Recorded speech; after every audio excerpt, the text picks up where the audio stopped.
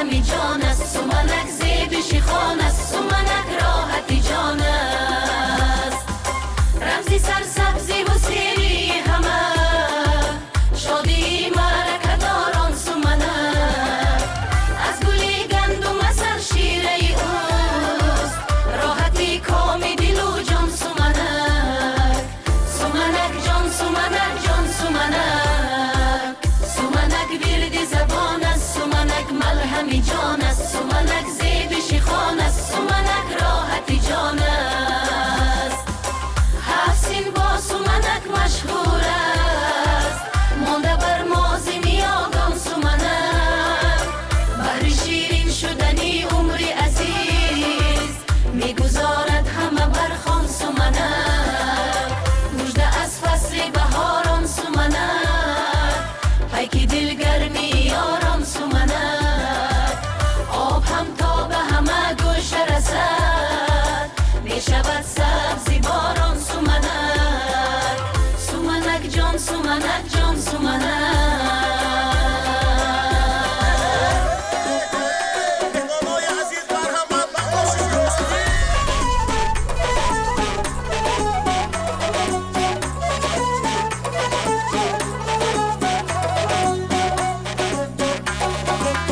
غذاها بهترین آشی پلاوی تاجیکی، راحتی جان در زمین آشی پلاوی تاجیکی،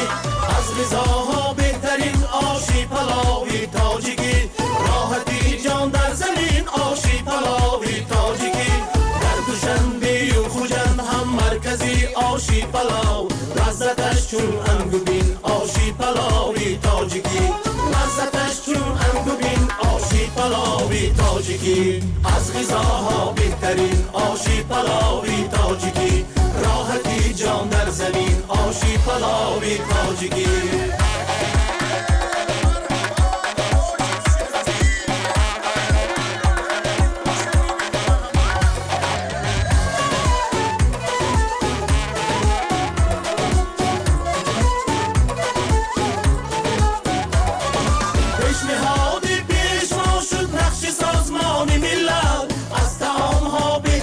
آشی پلاوی تاجیکی، گر نوشتی با قلم از بخششی اهلی کرم، از قدیم آشی عجم آشی پلاوی تاجیکی، گر نوشتی با قلم از بخششی اهلی کرم، از قدیم آشی عجم آشی پلاوی تاجیکی، توی ما گل خانه شد جوهری دردانه شد، توی ما گل خانه شد جوهری دردانه شد، در جهان شاهانه شد آشی پلاوی تاجیکی، در جهان شاهانه شد